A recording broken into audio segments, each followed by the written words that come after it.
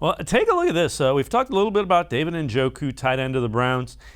He is enjoying tight end university. Some pictures. It's Eric Ebron, tight end of the Steelers, on the right-hand side, and wearing that Y-3 is David Njoku. And Mac, it's kind of interesting. Njoku, a young guy, talented. It's interesting that he's trying to improve his craft as a tight end.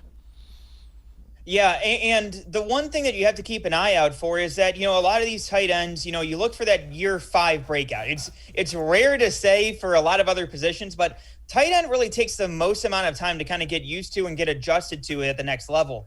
So I look at tight ends, and David Njoku's right in line for that. And in addition to that, too, he was one of the youngest draft picks in that 2017 class. So in addition to being at a position that takes time to learn, he also was younger at that position, just 21 years old on the opener when he first made his debut. So, I look at Njoku. I think he's doing the right things. I think that for him, going to tight end U, learning from a lot of those veterans and, a lot of the pros that are out there, I think it behooves him. And I think that his athletic ability, I think he can take a big step this year.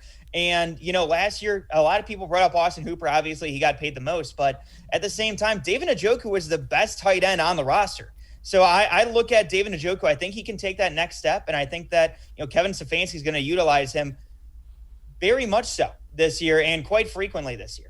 Yeah, and again, you touched on it. He was the youngest guy, a very young draft pick when they made him a late first-round draft pick. They picked up and guaranteed the 5th-year option, so he makes about $6 million. Still pretty affordable. We'll see. Njoku, if he plays well, could be in for a line for a payday as well.